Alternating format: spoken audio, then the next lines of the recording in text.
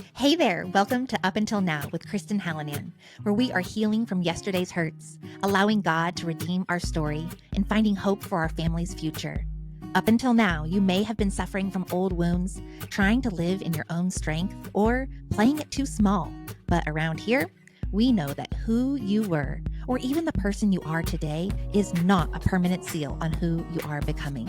In Jesus, the best is always yet to come.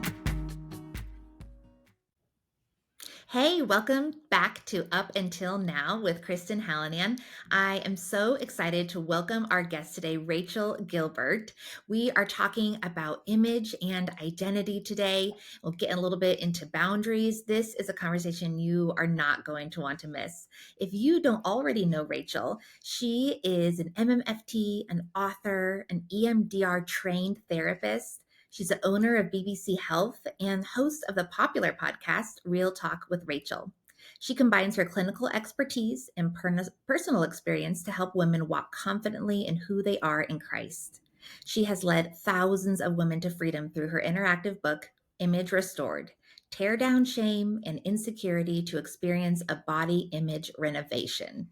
Rachael enjoys the great outdoors on hiking adventures with her family, and she resides in Roanoke, Texas, not too far from me, with her husband, Matt, and her 3 kids. Rachael, welcome to the show. Thank you for having me. Yeah, we are just so excited to learn from you and hear from your experiences. Funny enough, Rachael and I do live very near each other, but we met first through an online writing community, which I love. And it's been almost a year, or about when this episode comes out, about a year since your book released for the very first time. And I know it has helped thousands of women. And you were the perfect person to write it, not just because you're passionate about women seeing themselves as God created them to be, but because you're a counselor and you have that expertise as well. Can you talk to us about when you are meeting with people, how do their family of origin stories play into their identity and how they see themselves? Oh, I love doing this kind of work with people, especially family of origin work. As you mentioned, I am a counselor. My training is specifically in marriage and family therapy. And why that matters is because in marriage and family therapy, we view an individual, we look at their system, right? And a lot of times that's your family. And so when I say family of origin, it it's really just who you grew up with. So even if somebody's listening and they're going, you know what, my aunt and uncle raised me, well, then that's your family of origin, right? Mm-hmm. It's what home did you reside in? What were things like there? And why that matters to look back there. We don't go look back to live there in our minds. We also don't look back to go blame and do all that kind of stuff, but we just look back to see what developed our core beliefs, because core beliefs shape us. They shape how we view the world. They shape how we view ourselves. And we're not born with core beliefs already in us. We learn them from our environment. So yes, in our family of origin, then also where did we go to school? Where did we, what kind of other organizations were we a part of? All those things shaped us. And so just stopping to look at what shaped us helps us start to see, okay, that's kind of like my foundation of my identity. And sometimes it's great and we don't need to do anything with it. And sometimes we need to maybe reframe some of those things.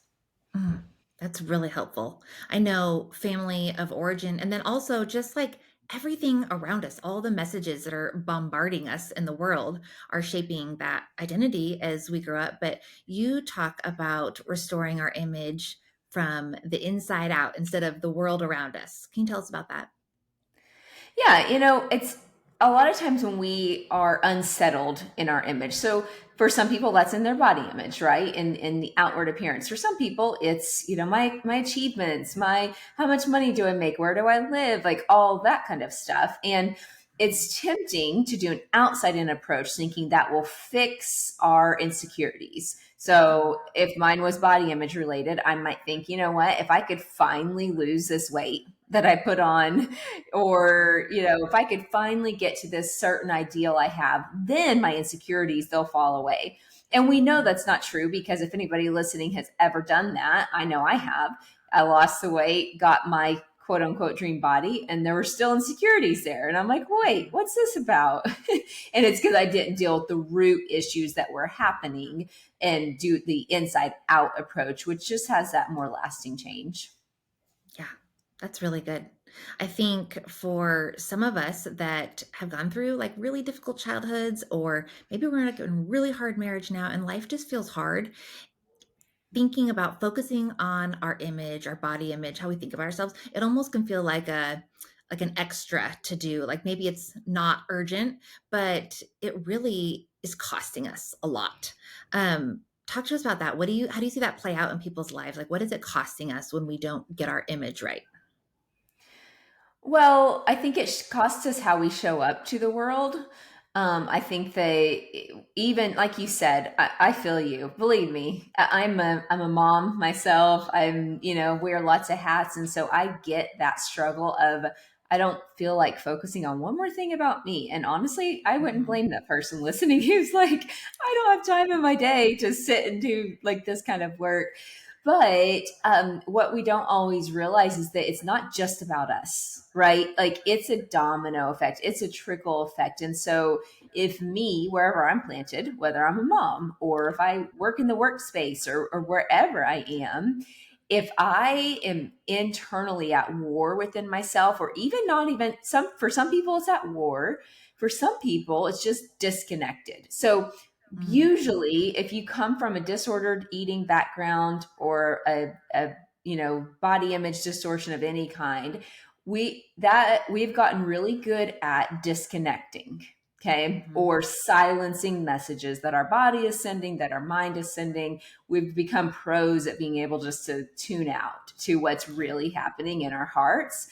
And so that's the bigger thing that's happening here is it's not just that, yay, you're going to finally love your body and want to, be in your bathing suit at the beach. I mean, that's great if that happens. But the deeper thing is we're connecting dots all of a sudden. And now all of a sudden, now your body image isn't just improving, or your image, whatever that might be for you. That's not the only thing that improves. Your relationships will improve. Your, Mm, friendships, and even with your kids, being able to talk about things because you're not just so numb to all the yeah, things. And so it really is so much bigger and deeper than just wanting to love the skin I'm in. It's something that just overflows into many areas. yeah. I can resonate with like how it's playing out and affecting our relationships. When I had not done any of my work yet, I still had a lot of things that I believed about things, that messages that either I interpreted or were directly said to me when I was young, that just were yucky and unhealthy. And so as a mom, I've been really trying to focus on like speaking words of life and speaking a Christ-centered identity over my kids, because even when they lie or they cheated on something or they're being mean or whatever it is, like that's not who God created them to be. And so I am doing my darndest, and it's hard when they are acting out, but my doing my darndest to speak those words of life over them. But I know that you have really good strategies for like just getting practical and ways that we can figure out who God made us to be. Talk to us about those. Yeah. So, like you said, I am practical. I'm also visual. And one thing that I like to do, and this will feel maybe a little silly if somebody's never done this before, but because I'm visual, I'm going to explain it to you. I use something with myself, with my kids, with my clients called the triangle effect. So, if you Okay. just draw a triangle, and at the top, you write the word thoughts, and then you write in one of the corners emotions or feelings, and then in Mhm. another corner behaviors.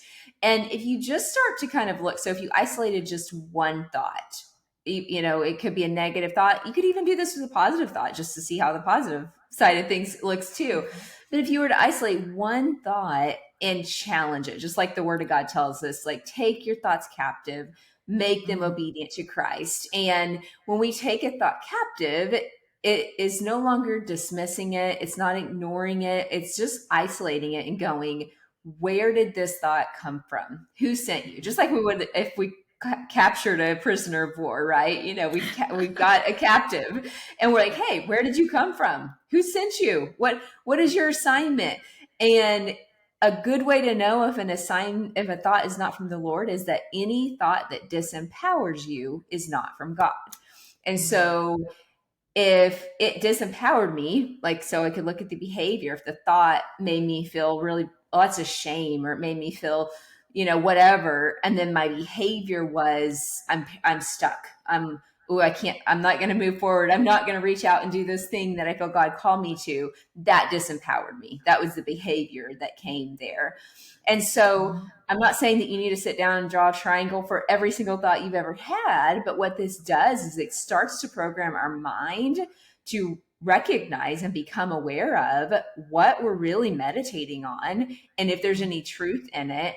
And when we start to reframe those things, even just a few thoughts at a time, it mhm, really is empowering because you start to recognize I don't know about you, Kristen, but for years I used to think my thoughts just happened and I didn't have any control over them. I know that mhm, sounds a little strange, but I honestly just did not know until probably in my 20s that I could, uh, my husband liked to call it, he'd tell me, change the channel on your thoughts, like mhm. you can choose what you're going to meditate on. And so it took me way later in life to actually learn that. And yeah, so that's just one little trick I do that is practical, but it just starts to retrain your brain to just challenge what it is that we're really thinking deeply on. That's so good. So does the triangle work in other directions too? Can I look at my behavior and then think back what was the thought that premeditated the behavior? Would you say it works that way too? Oh yeah, yeah. And so in fact, if I were showing you or drawing a triangle for you, really the arrows, the thoughts and feelings and behaviors all affect each other. So yeah, Mhm, you can backtrack it too and go, okay, there's this behavior because so again, something that the world will teach us is behavior modification. And mm, behavior modification just works very temporarily. It's almost like white knuckling it because yeah. we didn't trace it back to wait, what is even causing this behavior in the first place if it's a behavior I'm wanting to change. And that's why like quick fad diets or crazy workout things, like that's why they're not sustainable, right? Because we're not Yep. targeting those original thoughts. And yeah, Yeah. that's really good. Yep. Mhm. I know for me, I had a lot of healing to do before I could even begin to see all the good ways that God made me. I had to understand shame so I could stop believing the lies in order to replace it with the truth. Um, Someone is holding a lot of shame, and that's their barrier to seeing themselves rightly. What do you have to say to that woman?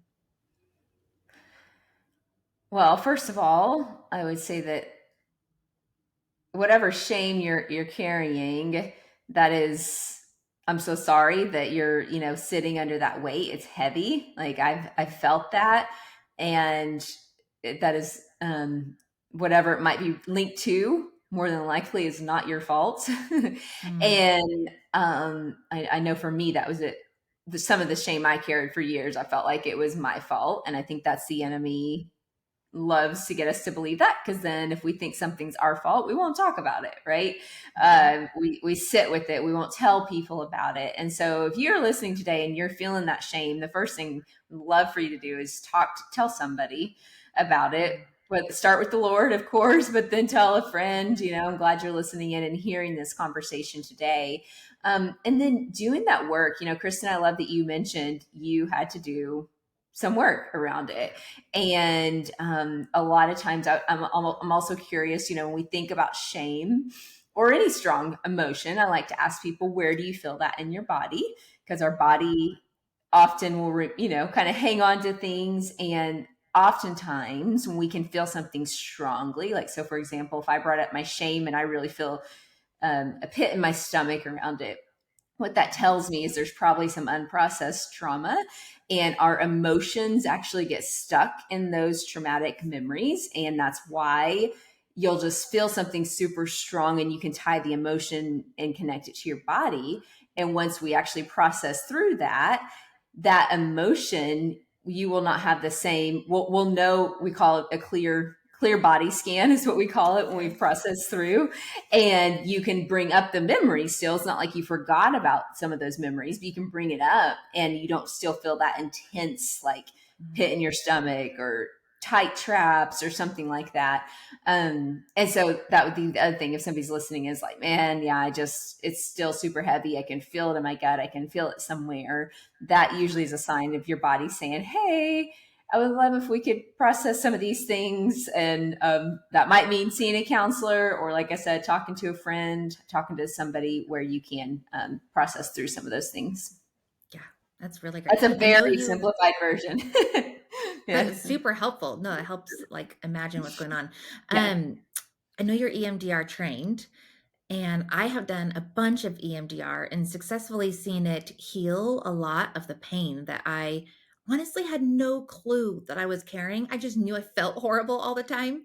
And I've heard my therapist say that, that's one of the indicators of how you know maybe it's trauma therapy I need to look at and not just talk therapy, is when Yep. in your body you're feeling it awful all the time. Can you Yeah. talk to us about like why is that? Why does talk therapy alone not work for trauma?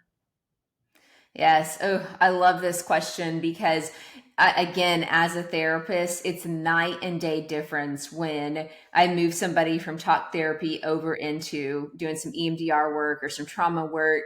We get more done in one session usually than it would have taken Mm, us in 20 sessions of talk therapy. And then they're still kind of like, and it's because, EMDR, or, whatever form of trauma therapy you use, I'm familiar with EMDR, is it acts almost like a reset button for your brain. mhm, And so when we have trauma that happens, whether it's big trauma or smaller trauma, your body does what it's supposed to do. Your brain does what it's supposed to do and kind of does a little protective barrier. It says, ooh, we need to protect. And honestly, it gets a lot of people through hard times, and it did its job in the time, right? It protected you, it hung on to some memories, and it remembered.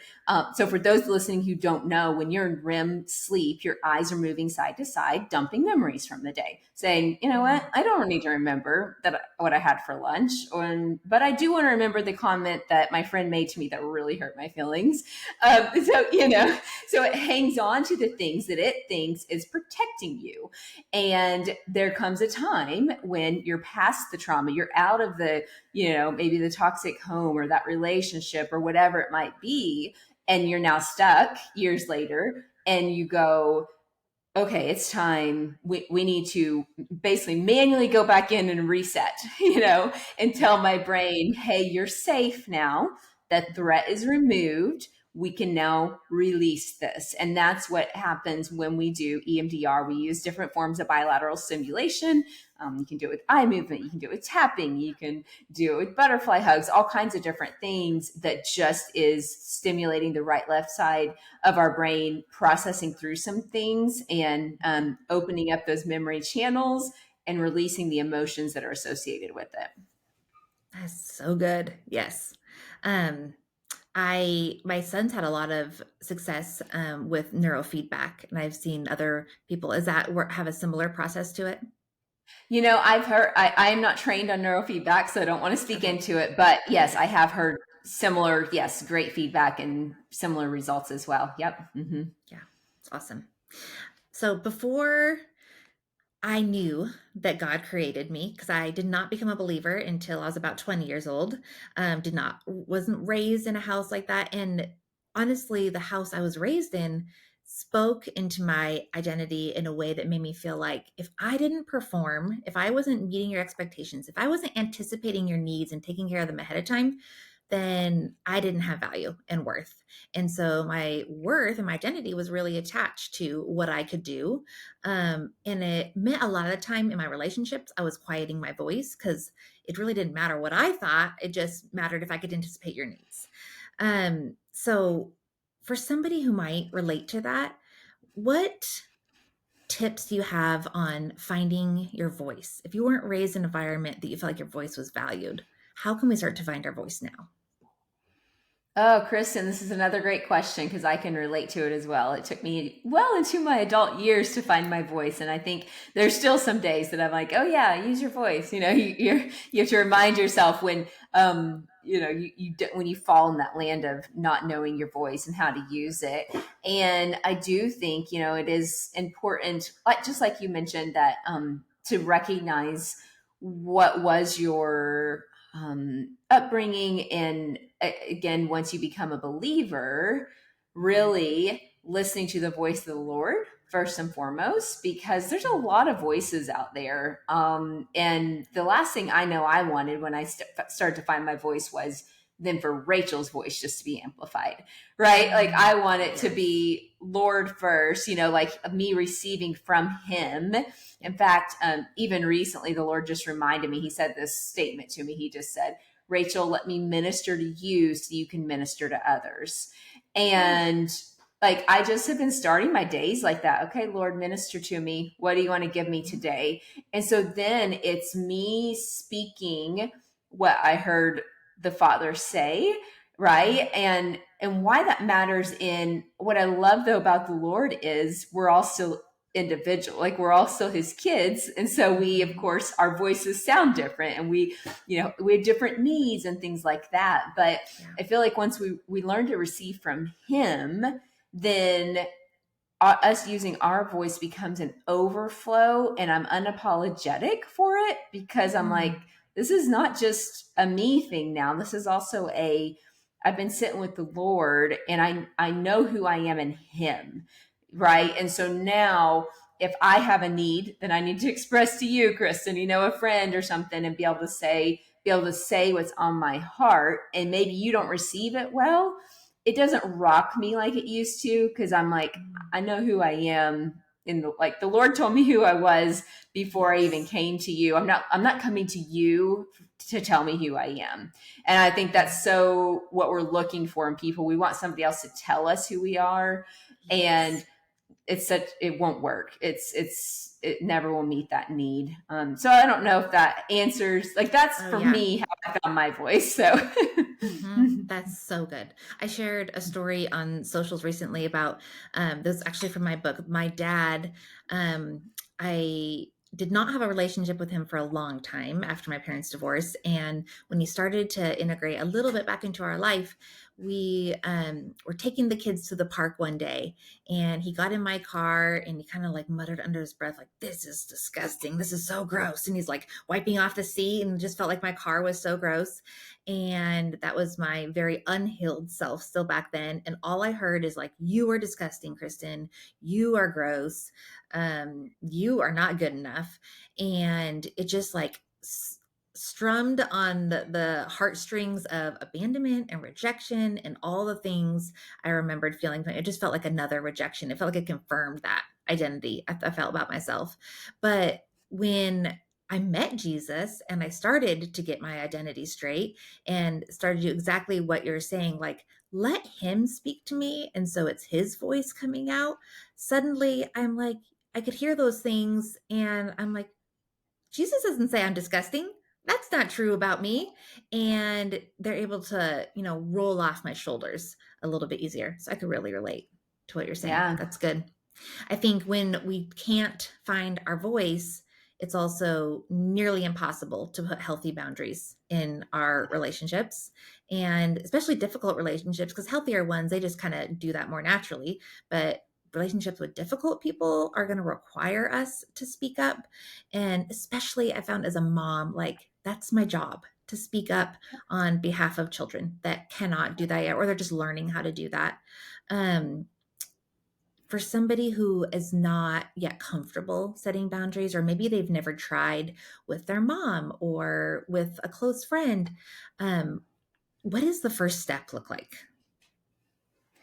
Yeah, if you are not used to setting boundaries, and especially if you're not used to using your voice, I Mhm. always recommend baby steps with people who are very safe, right? Like hopefully everybody listening has at least one or two people in your life that you could be honest, and you could go and, like, say I was doing this with you, Kristen, I could tell you, "Hey Kristen, I am working on trying to use my voice and set some boundaries. Mhm.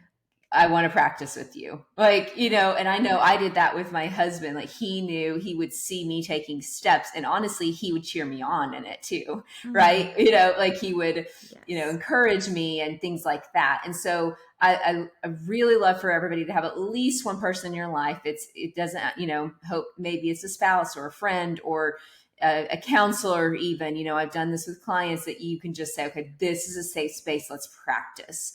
Because I think Mhm. for some people, it is scary. I mean, I'll say for sure, setting boundaries, woo, I think I'd have rather died than to set a boundary at a season in my life, and Yeah. I'll just, it felt so terrifying and intimidating. And so that's why, just like anything in life, you kind of have to, I call it, working your boundary muscles, or working your whatever Mhm. it is, just doing some repetition and starting in small places, Yep. so that when those big moments happen where you're like, I have to speak up, I have to say something to my boss, or I have to, like you said, maybe go into school and talk about something for my child. And those are big moments. And you might be met with somebody who's not used to hearing boundaries, and they may not receive it well, right? Yeah. And so we have to be trained on, okay, what does that look like for me if I do express a boundary and somebody doesn't receive it? Yeah. What am I going to interpret that to mean about me? Right. Mhm. And so all those types of things. And that's why I'm like, if somebody just truly just is like, has an aversion, to setting boundaries, I'm like, take those baby steps. And I know one baby step I would even do now, I almost use my voice too much, like, and I jokingly say that. But like, for example, I used to be the person who, if my meal came out completely wrong, like they could have sent me the entire wrong meal, I would just eat it and not say a word. Okay, Mhm. I'm not that person anymore. Now I'm like, it's a little too burnt over here, but Yeah. but but those types of things with people who, if you were to speak up to them and maybe they were kind of like, gave an eye roll or something, well, the good news is I won't see them again, right? It's not Yep. earth shattering. It was about my meal. And so those kinds of places are a great place to start, because it's you using your voice, being assertive, and, something Yeah. was wrong. I got the wrong meal, and Mhm. just sharing, excuse me, in a nice, kind way. Because that's the other thing about boundaries and speaking up. A lot of times we've seen it done in a very rude and disrespectful way. Yes. So Mhm. now we associate it with being rude and disrespectful, which is completely wrong. Mhm. And we can do it kind. We don't have to throw a scene. We don't have to throw a Totally. stink and ask for managers and things. We can just, excuse me, this is the wrong one. Could I, get a different one? So just little practical steps there. That is so good. I've seen in my kids different, like varying levels of comfort with setting boundaries. And Hmm. some of my kids, like our oldest, loves to call T-Mobile and say, "Hey, you got our bill wrong. Can you please correct it?" And I'm like, I love that he's developing skills. It's awesome. And Yeah. then one of our other kiddos hates to speak up, and she was like the same as you, would just rather eat the meal, like, just let it go, let's not say anything and cause a scene. And her little brothers want to speak up on her behalf, so we've been forcing her to, like, no, Yeah. you got to go correct it, and you got to ask, because it is so hard to learn as an adult, I think, if you haven't practiced that muscle as a kid. Yeah. Yeah, Yeah, and for I love sure. what you said about preparing for maybe not so great response, because Hmm. especially I found in my close relationships, when, like, my mom and the ones that mattered, I had to approach it with an expectation that it wasn't going to probably land very well, this already being an unhealthy relationship, and kind of decide ahead of time what I was going to do, because even if our relationships are so unhealthy, they're like a dance that we are both used to doing. And she reacts one way, and then she expects me to respond this way that I've always responded. And when suddenly I want to put a boundary in place and I don't want to respond that same way, she's like, hey, I liked that dance we were doing. Like, go back to that dance and do not change the steps on me. And so I know that I try to approach it with some element of grace, even when, like, behavior can be unexcusable and inappropriate and not okay. And at the same time, it's what they're used to. And I know it's going to be hard for them to receive this. So, like, just approaching it with an air of grace and reminding them, like, I love you. I want us to have a healthy relationship, rather than just like you're behaving wrong. You got to fix it. I feel like I have had to develop that skill because I didn't do it well at first. But they're going a lot better when I Yeah. approach them with that air of grace. Yeah, for sure. Yeah. Um, so what would you say to somebody who is like, I don't know if this is a relationship that I can salvage. Like, where's the line? Is this a boundary that I just need to say, hey, please don't do this, and then we can carry on okay? Or is this like a, we need to not have a relationship? How do people help figure out where that line is for themselves? Yeah, I definitely think this comes with wise counsel about your specific relationship with that person. Mhm. If you've tried setting boundaries and they just keep crossing them and things like that, then if you really are wanting that relationship to work, then that's where maybe you two going to counseling together, whether it's family counseling or having a mediator, those sorts of things. But then, I also think that it is important for people to recognize the difference between. I think people get upset around boundaries a lot because of maybe not properly understanding them or even improperly understanding how to set them. I Mhm. once had a woman telling me how much she hates boundaries, and the more we talked, I really, when she described to me boundaries she's experienced with people, I said, well, you're describing a wall. You're not describing Mm. boundaries. And Mhm. there is a difference. We're not meant to put up walls, right? Yep. Because walls you can't get through. There's Yep. no gate. There's no, in fact, walls are isolating even. And so, really just looking at what we're calling boundaries and going, okay, is this a boundary or have I just put up a Mhm. wall? And also, have I even spoken my boundary? I think Mhm. unspoken boundaries get people so upset, like Mm. so upset, because we all walk around these boundaries that we've never told people about. And when they break them, we're so mad. We're like, oh, how dare you break my boundary? And then when we really look at it, I've had these kinds of conversations with people before and say, well, did you tell her that was your boundary? Mhm. Well, no, but she should just know. No, they shouldn't just know. People aren't Yes. mind readers. Mm. Like, have you honestly, like, so back to your original question here, how do you know when to cut it off? Like, really also doing a little self evaluation and going, okay, Mhm. did I honestly sit down with this person and tell them this is my boundary? If you cross it, we cannot be in relationship, like That's so spelling it good. out, Yeah. right? Mhm. Very few people do that. Very few people do it. Or they'll allude to a boundary or Mhm. maybe even say you upset me, but they will not say this is my boundary and Yeah. this is what I'm willing to take in this situation. And so, Mhm. anyhow, I think that's a really big thing too. Is just really being like, have I been clear with the boundary before I So just good. throw the relationship out the door, right? Yeah, that's so good. I feel like the resistance to boundaries is oftentimes that it doesn't feel kind. Like, well, I don't want to just, tell them that clearly. Like, that's going to feel so offensive. But it's actually the kind thing to do. It's unkind to just expect them Yeah, to read your mind.